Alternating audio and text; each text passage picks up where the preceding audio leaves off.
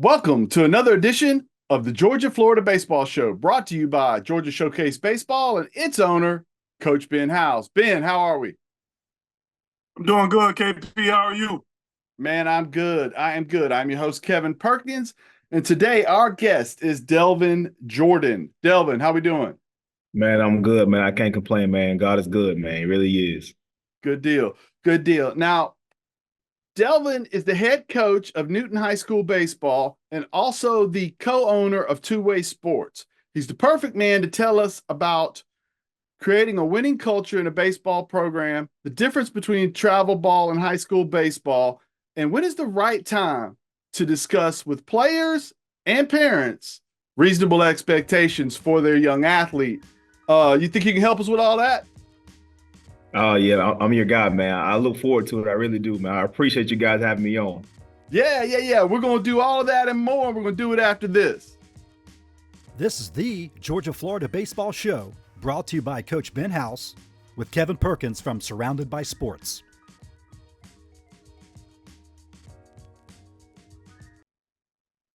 Delvin, do me a favor, give us a little bit of a background on yourself. Yeah, man. So, man, I've been in the sports world my entire life. I grew up in Pike County, Georgia, kind of rural south of Atlanta. Baseball is what we do. You know, I played football growing up as well. I played football and baseball in college. I played at Piedmont College and LaGrange College. Worked for Perfect Game for a little bit. Been at Rockmore High School. Been at Cedartown, Mary Persons. I've been at Redan. Now I'm at Newton. Just been around the world in travel ball as well. USA Prime, BGA Bombers, Hard Knocks, and then now me and my brother own TwoWay Sports. So I've been indulged in sports my whole entire life. I'm an athlete, man. I look forward to being on the field. All right. Ben, why did we think we needed Delvin on this show? You check his background. He's put a lot of kids in school, and he just touched lives. Everybody that he's involved with. They just continue to come back to him, and just he's just a great guy. And kids fall back on him, and going through whatever it is, whether it's baseball, whether it's his life. Kids can always call him, and I know a few years ago, my wife, she was ill with COVID for the entire summer, and Jordan took my son up under his wing while she was in the hospital for the entire summer. Just took care of Jamie, and he's just a real true he's dear to me, and he's like that with a lot of families that I know of personally, and I just thought it was good for him to come on the show and just kind of tell his testimony. Right. Right. Tell us a little bit about Two-Way Sports, if you don't mind, Delvin. Of course, man. Well, Ben, I really appreciate the kind words. It means a lot, man. Man, so TwoWay Sports, I've been working in different organizations and with Perfect Game. And I was just like, man, I need to get back to my roots, and I kind of want to talk to my brother and figure out how can we get something with baseball, how can we get family involved and giving back to the community. So me and my brother partner together. We have a couple scholarships that we give out to a couple players, and kids also get some scholarship when they go to school through some local organization that we work with. But TwoWay Sports is, like I say, it's called TwoWay Sports because we do football and we do baseball as well. So we have a 7-on-7 team, we have a 15U team, and we also have an 18U 7v7 team that play anywhere from Atlanta down to Florida, different tournaments, BEA, Pylon, which are big events for 7v7 to help kids get recruited. And then we also have baseball as well. So we have an 11U team. This past summer we had 15, 16, 17, and 18. So we have sports scenes, football, baseball, and then, like I said, we just try to go out and get kids to get back to the community and get back to the community and compete at the highest level, which we've done so far. We've placed about 39 kids in college. We started right at the end of 2020. So we got some kids into school, building connections and just trying to help these young men grow into becoming to good adults and good citizens to give back to the world. Right. Right. Now then, as a head coach at Redan High School, you had a lot of success, right? Oh, yes, sir. We went to Elite Eight. We had a good year. Okay. And then now you've moved over to Newton. And what are some of the challenges with a new program?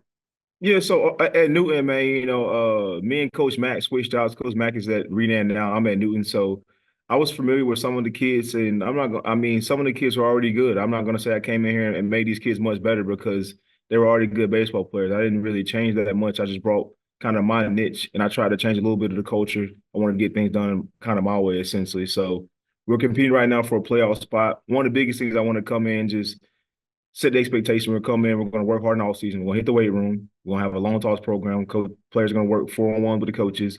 And the expectation is you need to be there. If I'm going to come here and be locked in and bought into the process, that the players are going to do the same thing. So I unfortunately had to get rid of a couple kids, but that's part of the business. If you can't get into the grind and know what's going on and be able to communicate and I understand the expectation, then you can't be a part of something great. So that's been good for me. And like I said, and it's been pretty rewarding so far. Like I said, we're battling to make a push in the playoffs right now.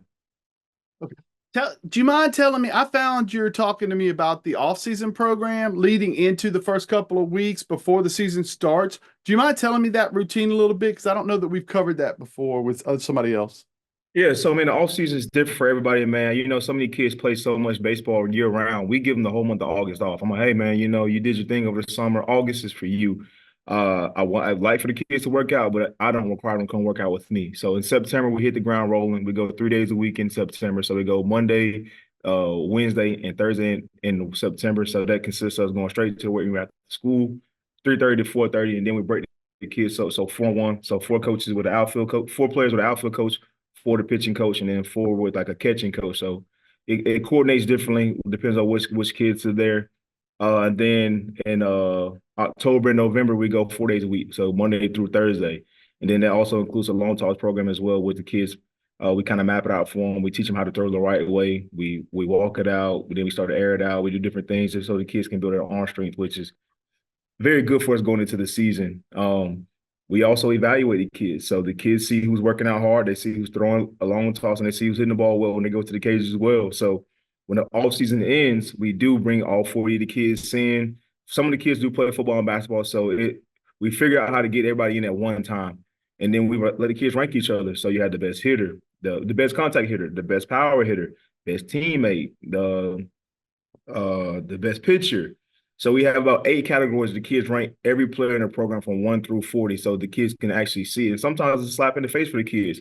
You have some kids who come in there and rank themselves as the best hitter when the reality, I'm like, dude, you're not even in the top 25. So it's good for kids to see those rankings. So at the end, I'll look at them and I'll tally them and I'll show the kids at the end, like, all right, man, so you rank 40 here, you rank 26 here, 25 here. And it's good for the parents to see as well because it's very eye-opening. Because sometimes parents can be blinded because of their kids and they think their kids are a lot better than what they really are. But like I said, it's always good to humble people, and you know, everybody can get better. So it's very humbling and rewarding for the kids to see where they sat themselves in the program. So we did that in the end of the fall, and we also did it at the end of the year. And we talk about the expectations going into the season as well when we have that before the season meeting. So we talk to the parents, kind of tell them like, this is my program, this is what we need for you to do. And so what? So you basically have an intro meeting, an exit meeting. You have teammate evaluations, and all of that is transparent through the family. Yes, sir. So we lead with that expectation for the parents and also the player as well. Right. Now that starts in the 9th grade. That starts in the 9th grade. It falls all the way through 12th grade. Yes, sir. Okay. Ben, piggybacking on that, when do you start having realistic conversations with parents about what their kids doing now, what the potential is in the future? Because you coach a younger age in that. When they're 7?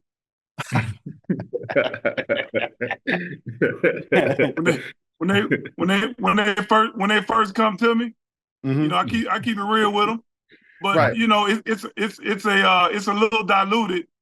But you know, some kids come in and don't know which side of the plate to stand on, or don't know which arm to throw with.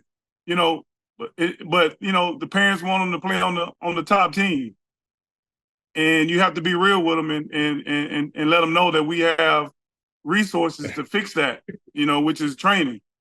Right. And, you know, some kids need to go through a training process and get more development before they're able to jump to the next level.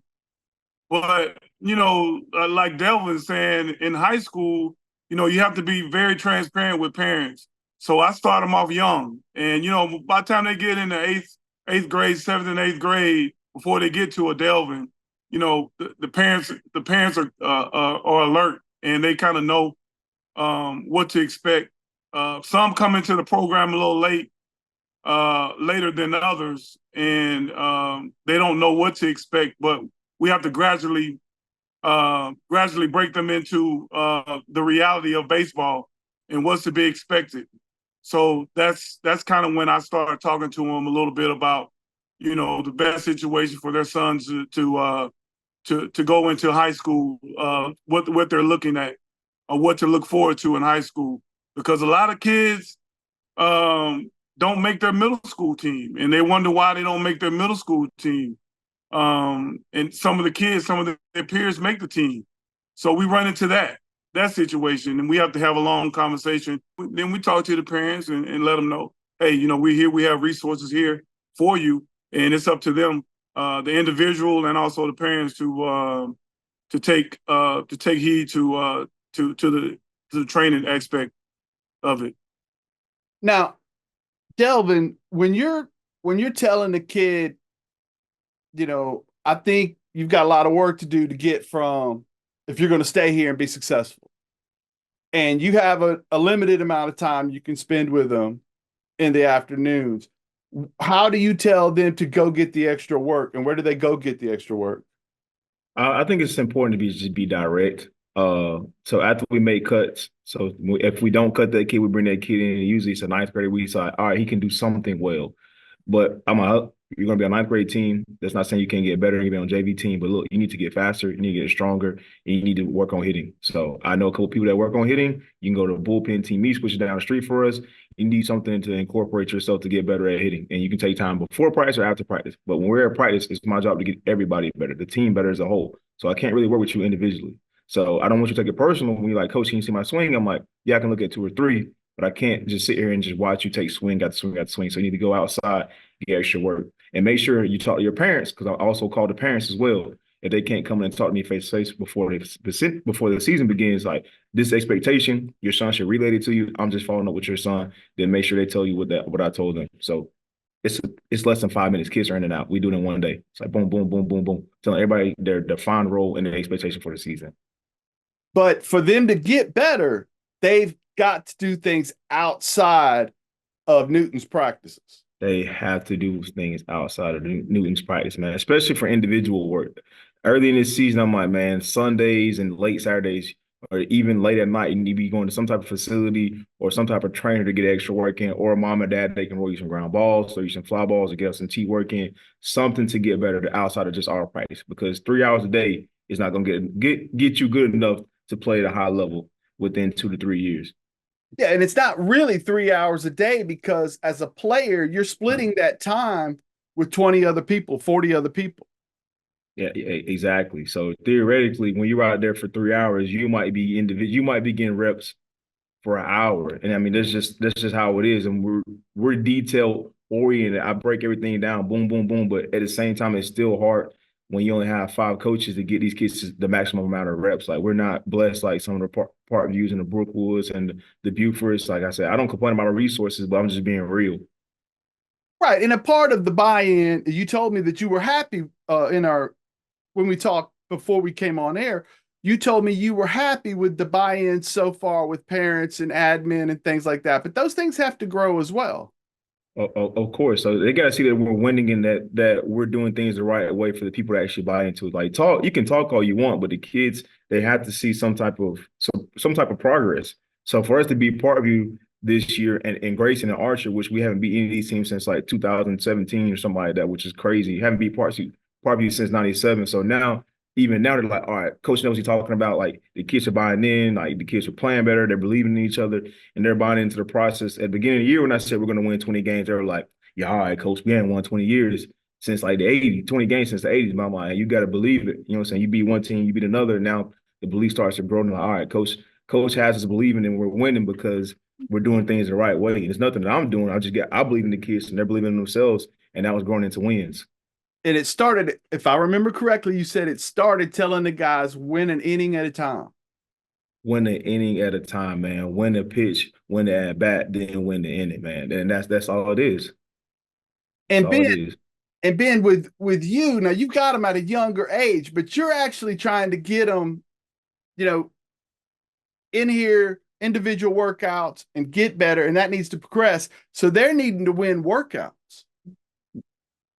Yeah, yeah. It starts in a training facility, so that when a Delvin Jordan gets them, they're already ready because like you heard, Delvin doesn't have an opportunity or he doesn't have time to look at a kid take 20 swings, to try to break his swing down to where he can come in here and get 100 swings, and then once he gets to Delvin can see his approach. He can see his swing. He only needs to see maybe 2 or 3 cuts, and he'll know that the kid can hit. Or kids comes in here and gets some lessons or whatever, throwing bullpens, getting he can see that from a few pitches. Absolutely. I think that's a good place to break. We're going to take a break real quick. Hear from our supporters and our sponsors, and then we're going to come back and we're going to have a conversation about the differences between travel ball and high school sports. Okay, we're going to do that after this.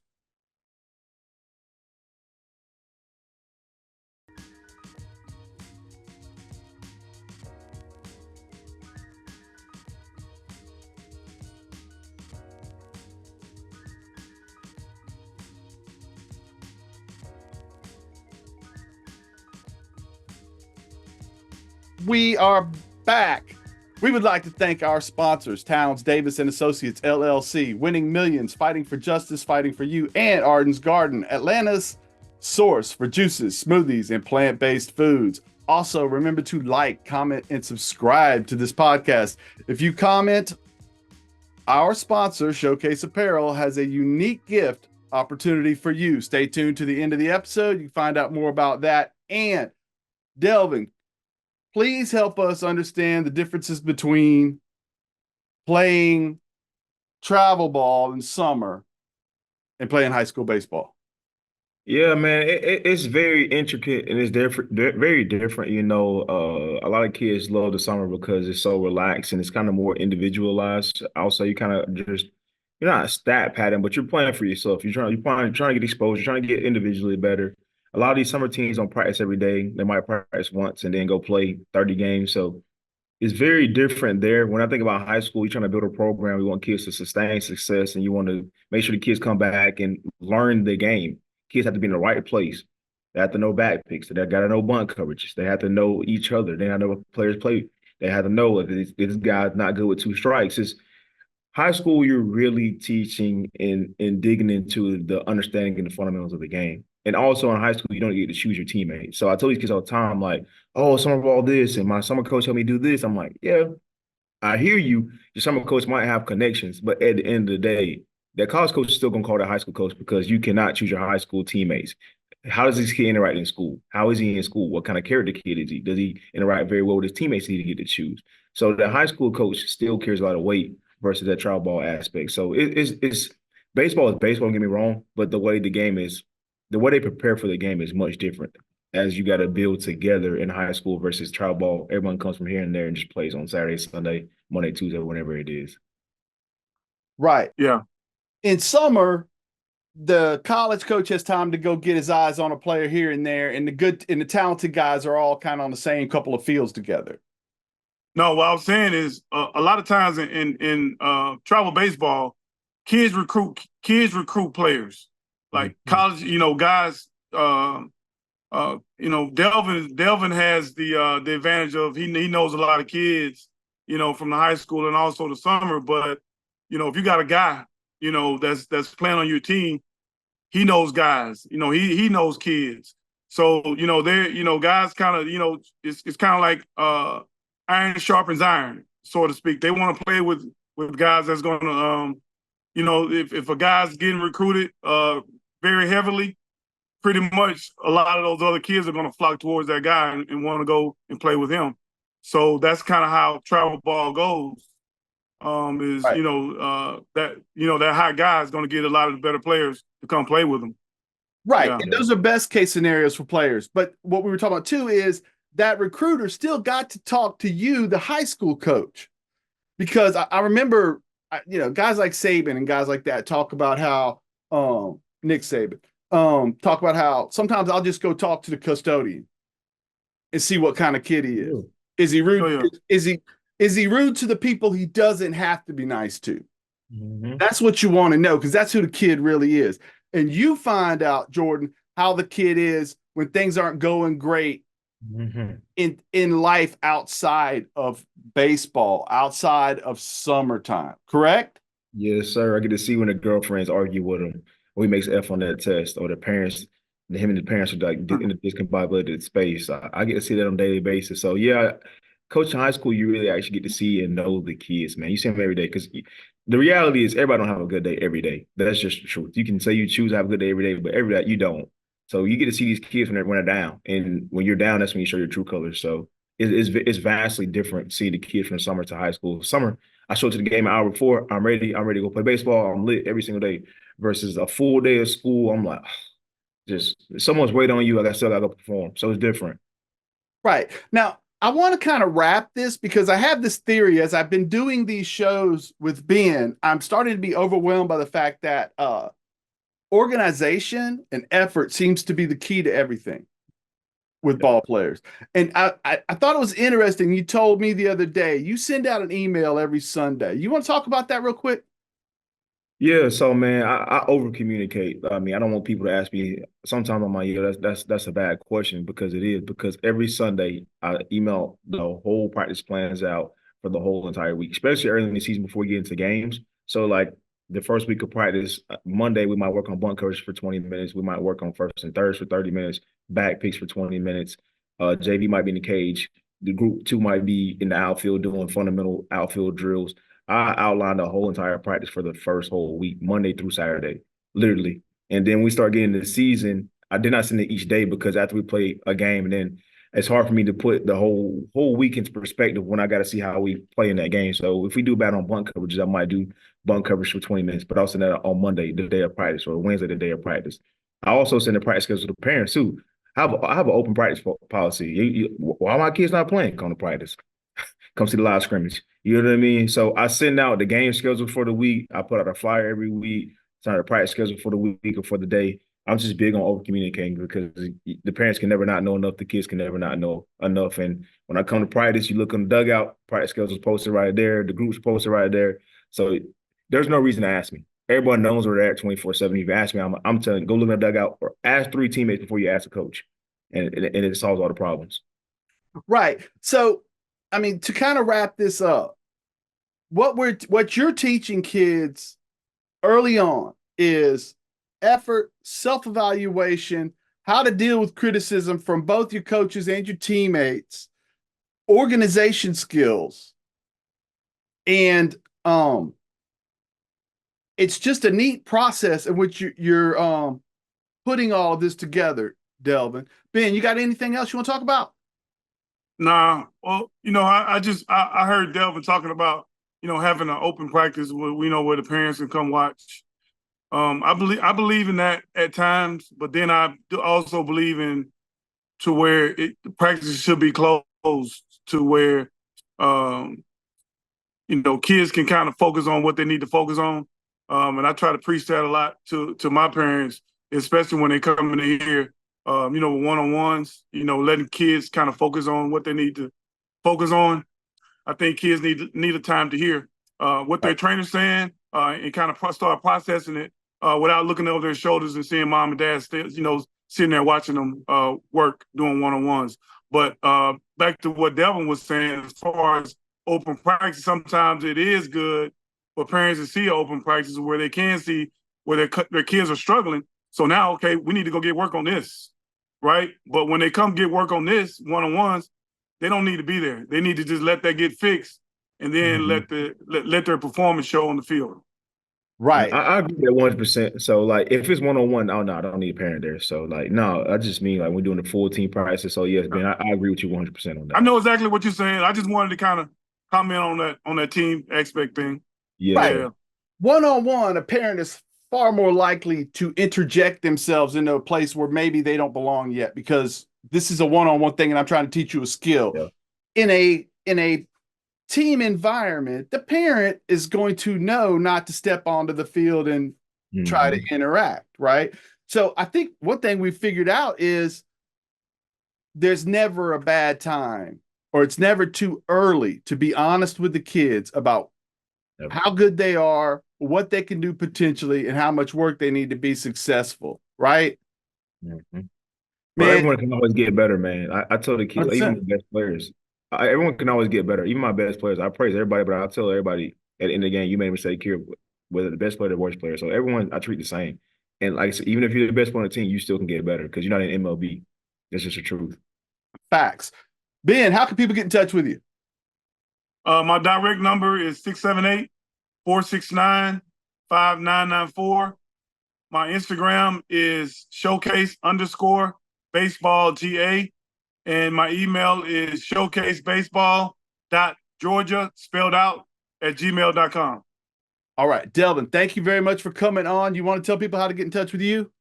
Yeah, man. My direct number is 706-601-3612. You can find me on Instagram as Delvin Jordan 3. You can also follow TwoWay Sports. You just type in TwoWay Sports, it'll pop up. It's on Facebook, Instagram, and Twitter. I'm anywhere. I'm here. Come find me. Awesome. Awesome. Thank you guys so much. I appreciate it. Folks, like I said, like, subscribe, comment, hang in there for a second, and we'll explain to you how you can win something from Showcase Apparel. All right.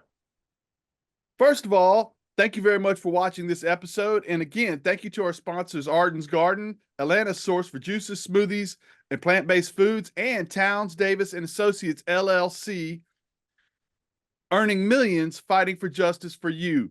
But Showcase Apparel, who is also a sponsor of this show, obviously that is connected to Georgia Showcase Baseball, is going to be offering a deal for you if you like, subscribe, and comment on these episodes. Ben, what are we going to do for folks?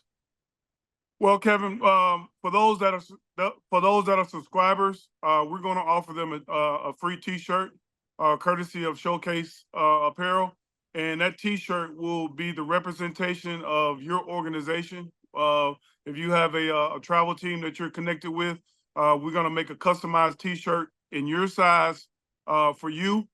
Whatever team that you're representing, we're going to make we're going to have a free T-shirt for you guys.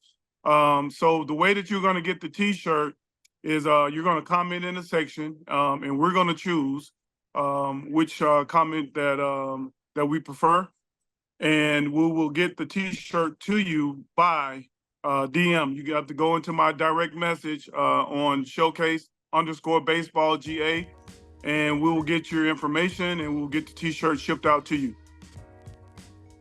Awesome. All you got to do is like, subscribe, comment. We'll pick a random person every episode. Send them a shirt. Yes. Awesome.